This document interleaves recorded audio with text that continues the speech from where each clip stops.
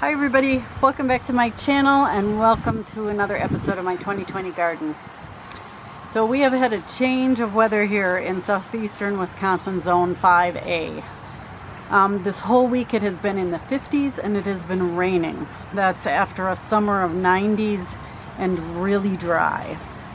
But I can't complain about the weather here because we do not get hurricanes here and we do not get forest fires here. So my heart goes out to all those who have been dealing with those natural catastrophes, because it is just awful.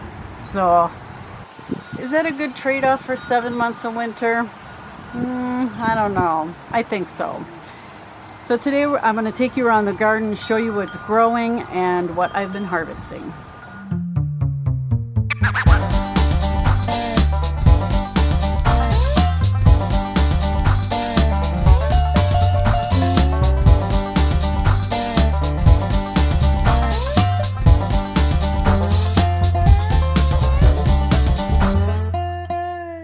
So I know you probably can't see this. This is how much rain we've got this week. The length of my finger. That's how much rain. I wish I could package it up and send it to the West Coast. Here is my rain gauge. You can see it's full. Completely full.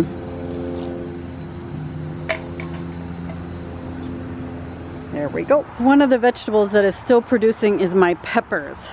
As a matter of fact, they are setting new fruit like crazy, which kind of tells me that my theory is right. Peppers like hot feet, but they don't necessarily like hot weather. Now, a lot of people will say that they just like hot weather, but I have found that in the fall is when they really start putting on flowers. Like if you look at, this is a no-heat habanero, and it has not had any fruit on it all summer long. And now there are tons of flowers and even little peppers here on this plant. We're even getting some habaneros. I think it's just been too hot for it. One of the things I have been doing, if you walk through here, you can see this plant. This is that Felicity no-heat habanero. I'm sorry, Felicity no-heat jalapeno, and I have just been clipping these plants up because they're getting so tall. And they're loaded with fruit. I mean, look at all this fruit on here. And I picked this, completely picked this clean. But you can see a lot of the fruit in here. Some of them, I mean, look how tall this pepper is. This fence is 5 feet tall. So that pepper's almost 6 feet tall. I've never had pepper plants this tall. All of them have fruit on them. Even the California Wonder has fruit on it, which it didn't do very well this year, this plant. This is the Escamillo pepper plant. And I've been getting some of this. I don't know if that qualifies as blossom end rot or not. But let me go through and pick up all these branches that are falling down, and I will stake them to the fence. Okay, I've got all those staked up, which clears up the aisle. And you can really see, like the banana peppers are putting on a huge amount of fruit. I need to come in here and pick. Like I said in the beginning, it has been raining all week and cold. I haven't done anything in the garden.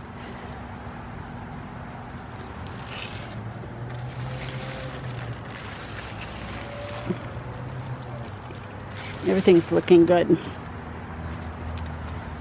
So here on the squash plant, I picked everything but these couple of fruits, and they still don't look right for me. I mean, look at this tendril here, not dead at all. The stem is starting to turn dark green. There you go. But these are not ready to be picked. I just noticed this cantaloupe is on the ground, but it is broken here and when it fell, it split. So I'm not going to be able to eat that one. I did eat one of these. It was very flavorful, but it was still really crunchy, so it wasn't quite ripe enough. What I might do is pick some of these that look like they're about to fall and let them sit inside for a little while. This is the top Mark Cantaloupe, and I saved seeds from this one because I do want to grow this one again. Excellent grower, even on a trellis. One of the things I haven't shown in a while is my 4 o'clock flowers. I got a couple pots with these flowers in them. A couple of you told me that they spread really easily, so growing them in the pot is good. A couple of you told me to take them inside in the winter and then I can bring them out next spring, which I might try, because then I can get flowers a lot earlier. But they did do very well, and I did get some flowers on them.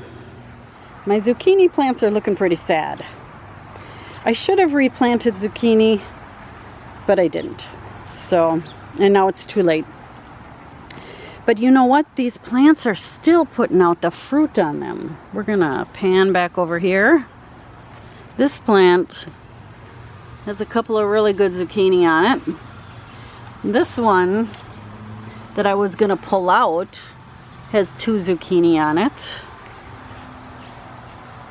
And these big bush zucchini, which a lot of the leaves have died, are still pumping out zucchini. All right, let me go over here. See that? They're still pumping out zucchini. So we are dealing with powdery mildew, especially after a whole week of rain. I might go ahead and spray these just to stop the spread to the newer leaves. Cut off the leaves that are affected and everything will be fine. Look at this Coleus plant. He's huge.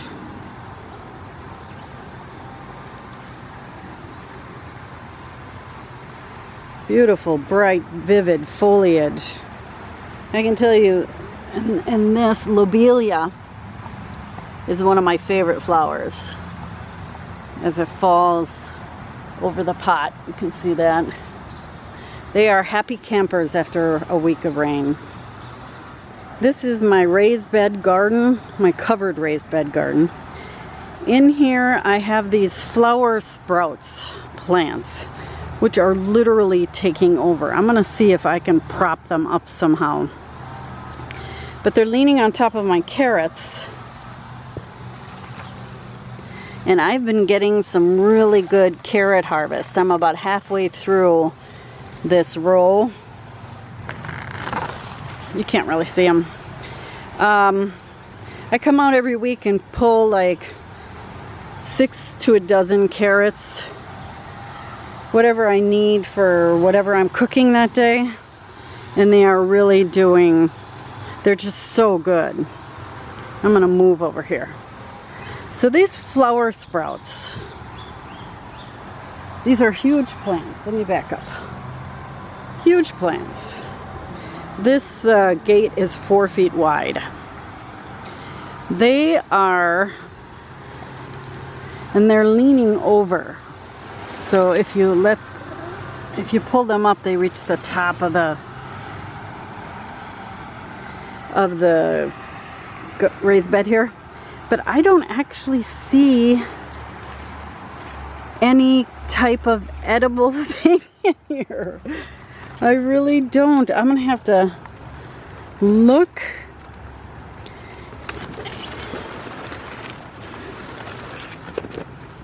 And see, I mean, I've looked at pictures and what they're supposed to look like.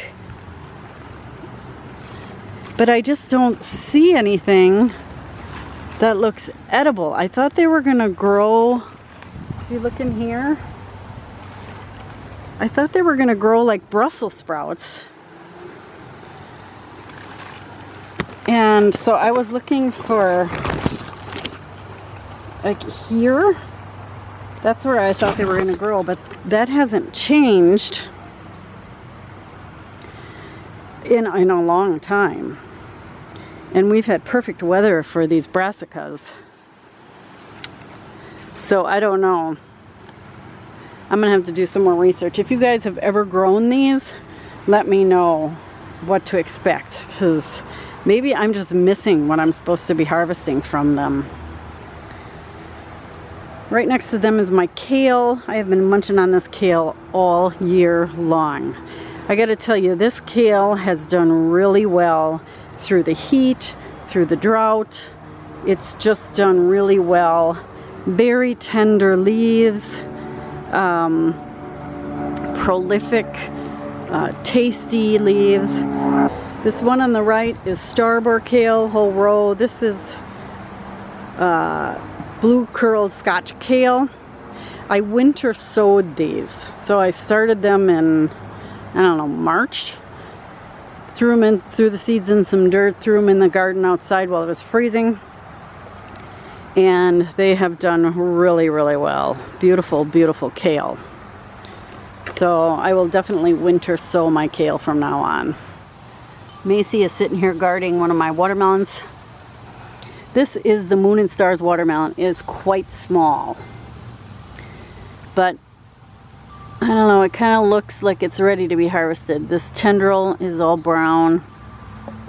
If you tap on it, it sounds hollow. I think I'm going to harvest this one. I have one other one, and we'll see what happens. Remember the herbs I cut back? Well, some of them are already flowering. I have to cut them back again. They all bounced back really, really well. So basils all along the back. Oregano is beautiful. Parsley, beautiful. More curly parsley, my favorite.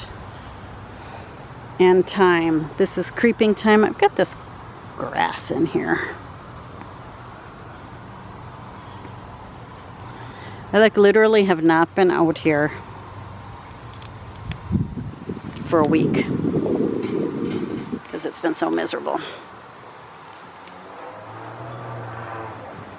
Beautiful. Regular thyme. Beautiful.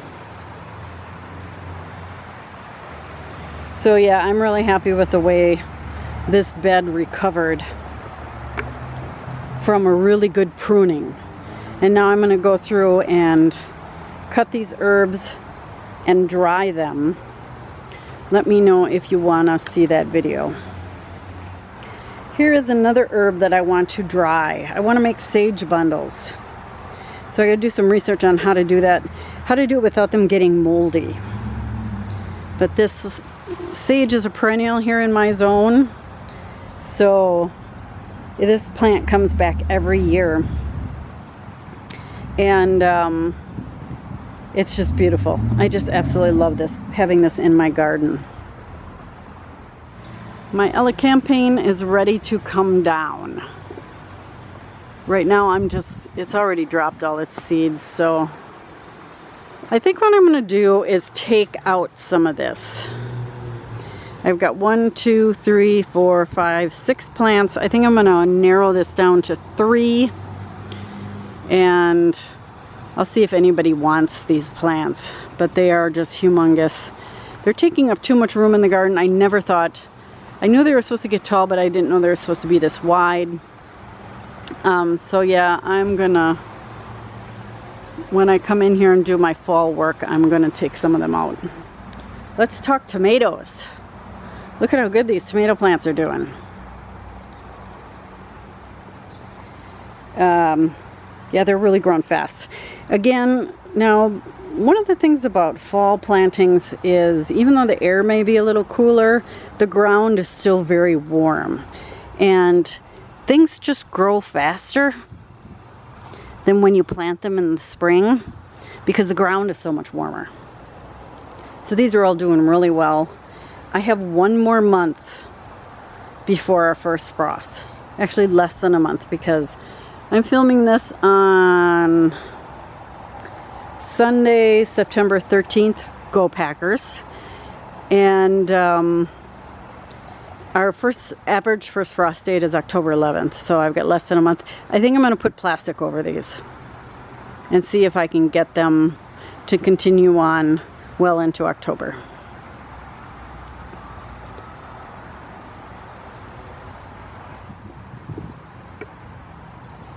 Look at these beautiful flowers. The color, the orange color on them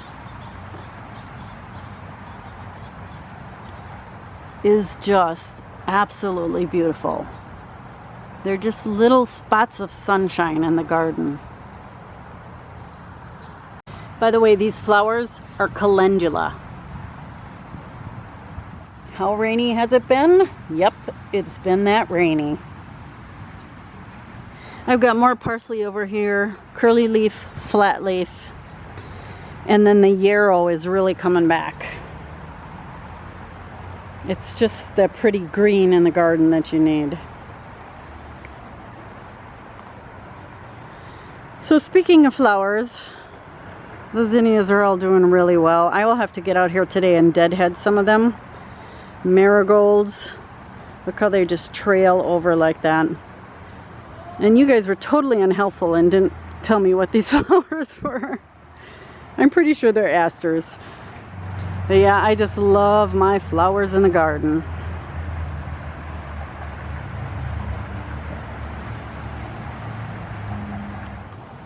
Look at the difference between these two marigolds. This is your typical marigold. And this one is like a little hat. See that? They're just, and then we have this one.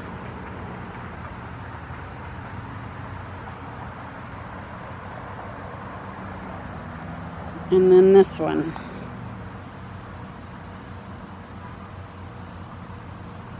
I love growing marigolds. They're one of my favorite flowers to grow because they're very drought hardy. And even if they look like they're dying, they come back really fast. And I have little splashes of them all throughout the garden. Here's some here. And there's some here. Look at these. Talk about your perfect fall colors. And look at this one.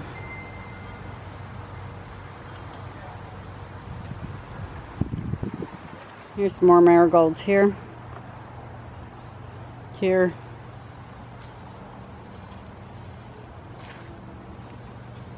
Here. This bee was enjoying that flower. This is a watermelon flower.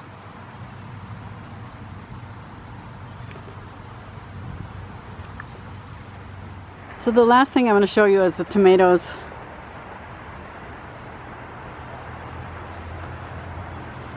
They're starting to wind down. These ones here, I'm thinking I may get tomatoes off that yet this year. The sun is right about here. So it's covering up this first section here because it's getting lower in the southern sky. And so these tomatoes are just barely getting enough sun, these ones here. And I've got more down here. Let's walk down here. There's some more. These Jasper tomatoes, they're the red ones, seem to be hanging on pretty well. Here's some more. These are those Damsel tomatoes. You could see they're cracking from all the rain we had this week. And my sun gold are really, with all this rain, the blight has just really paid a toll on them. I get a lot of snarky comments on my channel about how I overwater my tomatoes. That's why they're all cracking. So when they're cracking, even when you're in a drought, you know that it's not my fault.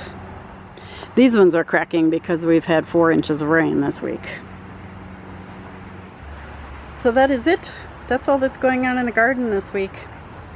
I did not plant my second crop of spinach or lettuce or radishes. I could probably still get radishes if I want to plant those.